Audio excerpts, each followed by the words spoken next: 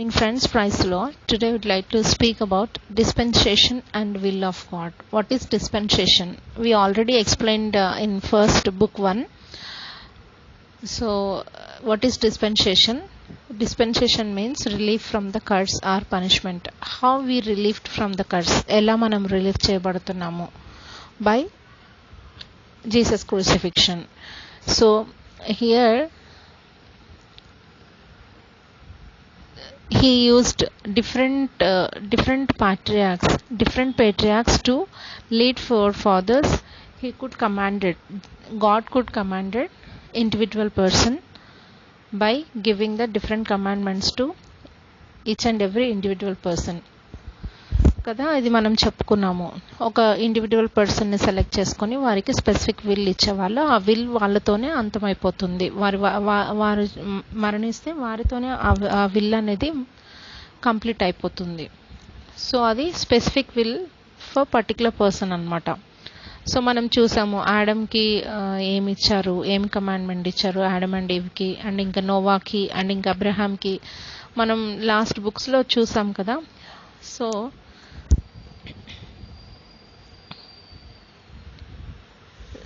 why he chosen some particular people? Jewish ఏజ్కి వచ్చేసరికి ఎందుకు ఒక సపరేట్ నేషన్ని ఒక గ్రూప్ ఆఫ్ పీపుల్నే తన జనాంగంగా ఎందుకు ఎంచుకున్నారు గాడ్ అంటే, they are willing to do his will అన్నమాట. వాళ్ళు రెడీగా ఉన్నారు, దేవునికి ఒబే అవుతున్నారు. ఆ పర్టికులర్ గ్రూప్ ఆఫ్ పీపుల్ ఏంటంటే ఇజ్రాయెల్. వాళ్ళు దేవుని యందు విశ్వాసం ఉంచారు, దేవుని కోసం పని చేస్తున్నారు. అండ్ ఇంకా వారు ఇంట్రెస్ట్ చూపిస్తున్నారు to listen his voice, what is his will అనేది తెలుసుకోవాలని ఇంట్రెస్ట్గా ఉన్నారు. ఎవరైతే విల్లింగ్లో ఉంటారో ఆయన మాట వినడానికి, ఆయన ప్రతి ఒక్కరికి దగ్గరలో ఉంటారనమాట. సో ఎవరైతే ఆయన మాటను వినాలని ఆతృత కలిగి ఉంటారో వారితో తప్పకుండా మాట్లాడతారనమాట. Speak with any person because he is God for all, not only for particular nation or religion కదా. But we must notice that the particular person must be get available all the time. ఎప్పుడు ఆ person ఆల్వేస్గా అవైలబుల్లో ఉంటారో అప్పుడు డెఫినెట్లీగా God తనతో మాట్లాడుతూ ఉంటారనమాట. So they are 2 ways, good and bad ఉన్నాయి మనకి. గాడ్ మనకి ఫస్ట్లో ఆడమ్ అండ్ ఈవ్ని క్రియేట్ చేసినప్పుడే అక్కడ ఎప్పుడైతే వాళ్ళు కమాండ్మెంట్ని వైలేట్ చేశారో, ఆజ్ఞాతిక్రమమే పాపం కదా. ఇనిషియల్ డేస్లో ఏమైంది, Adam and Eve by breaking his commandment కదా, కమాండ్మెంట్ని వైలేట్ చేయడమే ఒక సిన్గా అయిపోయింది అనమాట, by influenced by Satan. So here God gave the body of glory to man. అక్కడ మనుషులకు దేవుడు ఆడమ్ అండ్ ఈవ్కి బాడీ ఆఫ్ గ్లోరీ అంటే వారి చుట్టూ మహిమ శరీరంతో ఉండేవాళ్ళు అనమాట. వెలుగు మహిమ శరీరంగా క్రియేట్ చేసి ఉంటారు. సో అప్పుడేంటంటే వాళ్ళు అది పోగొట్టుకున్నారు కాబట్టి ఫ్లెష్ అండ్ బాడీ మనకి బయటికి కనపడి, సో ఫ్లెష్ అండ్ బాడీ ఎప్పుడైతే ఎంటర్ అయిందో వాళ్ళ శరీరంలోకి, అప్పుడు అది మరణానికి దారితీస్తుంది అనమాట. ఇచ్చండి అంటే ఏ బాడీకి అయితే flesh and blood and body ఉంటుందో వారు ఖచ్చితంగా మనం ఒక రోజుకి చనిపోవాల్సింది అనమాట. సో గ్లోరీ ఆఫ్ బాడీ ఏంటంటే గివ్స్ ఇటర్నల్ లైఫ్. మహిమ శరీరం ఏమో మనకి ఇటర్నల్ లైఫ్ని ఇస్తుంటే, ఫ్లెష్ అండ్ బ్లడ్ ఏమో మనకి జీవమరణాలను ఇస్తుంది. So to give that glory of body again, మళ్ళీ మనకి ఆ మహిమ శరీరాన్ని దేవుడు ఇచ్చి మనల్ని ఇటర్నల్ లైఫ్లో ఉంచి మళ్ళీ పీస్ఫుల్ లైఫ్లోకి మన లైఫ్ మనది చేయడానికే దేవుడు క్రూసిఫై అయ్యారనమాట. ఎందుకు? After violating the commandment of God, ఎవరు ఆడమ్ అండ్ ఈవ్ ఎప్పుడైతే వైలేట్ చేశారో అప్పుడు సైటన్ ఇన్ఫ్లుయెన్స్ చేసి వాళ్ళతో వైలేట్ చేయించిందో, ఆ కమాండ్మెంట్ని బ్రేక్ చేయించాడో, సో అప్పుడు మనకి సిన్ ఎంటర్ అయిపోయింది. సో సిన్ ఎంటర్ అయిన తర్వాత ఏమైంది, they last their body of glory. అక్కడ మనము నిత్యత్వాన్ని కోల్పోయాం, ఇటర్నల్ లైఫ్ని కోల్పోయాం. సో తిరిగి అది ఇవ్వడానికి అప్పుడు ఎవరి చేతుల్లోకి వెళ్ళిపోయాం మనము? సైటన్ చేతుల్లోకి వెళ్ళిపోయాం అనమాట. We all are manipulating by Satan all the time. ఇప్పుడు ఎందుకు ఇన్ని మిస్టేక్స్ జరగడానికి, ఇంత క్రూరత్వం బయటపడడానికి, మనుషులు ఇలా ఉండడానికి, అన్ని బ్యాడ్ మెంటాలిటీలోకి వెళ్ళడానికి ద రీజన్ ఆఫ్ ఎవరంటే Satan is influencing, manipulating people. So he is using God's children or any other person for his will. తన విల్ని నెరవేర్చుకోవడం కోసము ఇక్కడున్న ప్రజలను మ్యానిపులేట్ చేస్తున్నాడు అనమాట. సో ఇక్కడ నుండి విడిపించడానికి దేవుడు తన క్రూసిఫిక్షన్ ద్వారా లోకానికి వచ్చి మనుషులను సేవ్ చేసి, ఆ క్రూసిఫిక్షన్ దేనికోసం, to give the eternal life and body of glory. ఎప్పుడైతే మనకి బాడీ ఆఫ్ గ్లోరీ వస్తుందో then will get in to the eternal life. అది మనము క్రీస్తుని మన హృదయంలోకి అంగీకరించి when we follow the scriptures of God daily, అప్పుడు మనము క్రీస్తులో మనం పునరుద్ధరించబడి ఇటర్నల్ లైఫ్లోకి వెళ్తాం అన్నమాట.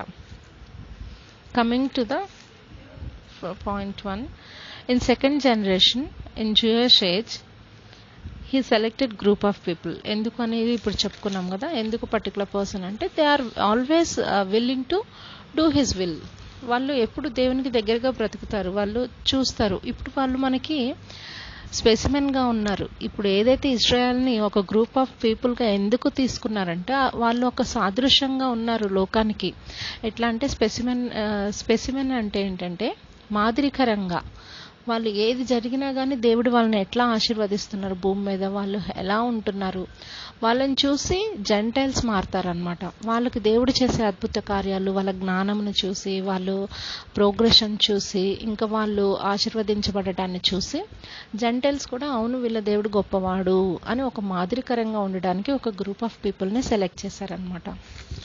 ఆ గ్రూప్ ఆఫ్ పీపుల్ కూడా they always willing to listen his voice. వాళ్ళని మాత్రమే దేవుడు ఒక గ్రూప్ ఆఫ్ పీపుల్గా తీసుకొని జూయిష్ ఏజ్లో యెహోవా ధర్మశాస్త్రం తర్వాత మోషే ధర్మశాస్త్రాన్ని ఆ గ్రూప్ ఆఫ్ పీపుల్కి ఇచ్చారు.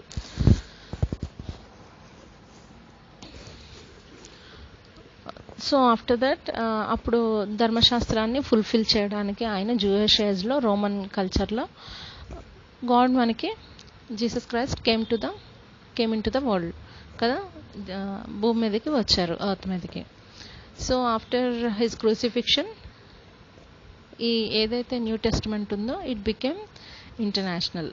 ఎందుకంటే పర్టికులర్ గ్రూప్ ఆఫ్ పీపుల్కి ధర్మశాస్త్రాన్ని ఇచ్చారు, వాళ్ళు అది ఒబే అయ్యారు, చక్కగా ఫాలో అయ్యారు. సో గాడ్ కూడా అది ఫుల్ఫిల్ చేసి అది కల్వరీలోనే క్రాస్ మీదనే అది మనకి వైప్ ఆఫ్ అయిపోయింది. ఎందుకు యాడ్ చేశారంటే ఇట్ ఈస్ లైక్ ఒక సాదృశ్యంగా మనకి ఒక ఎగ్జాంపుల్గా అన్నమాట.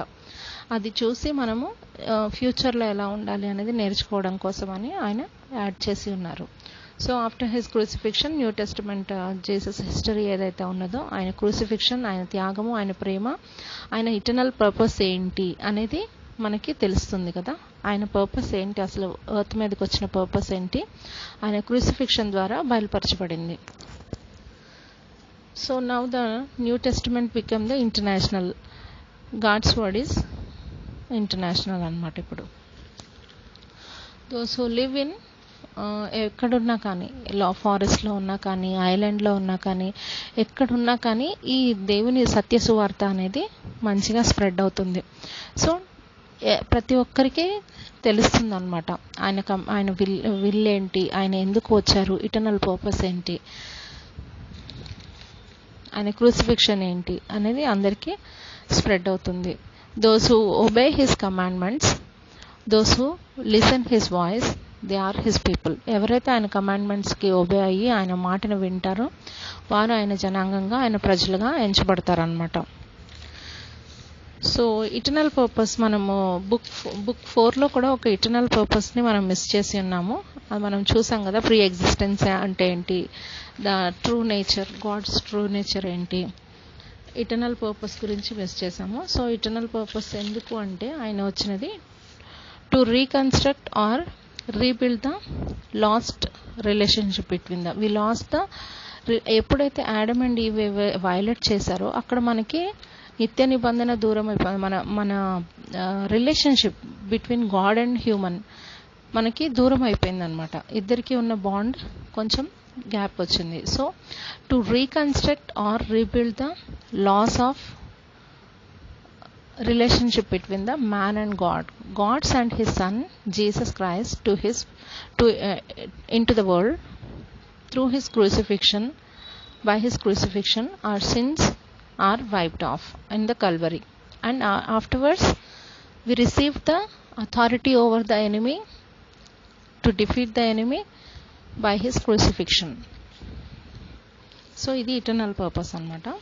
దానికి మనము ఒకసారి Genesis chapter 3:1-9, 1 John chapter 3:4 and Genesis chapter 3:13-19 and Roman chapter 5:12 and 5:8-11 versus ఒకసారి చూస్తే మనకు అర్థమవుతుంది.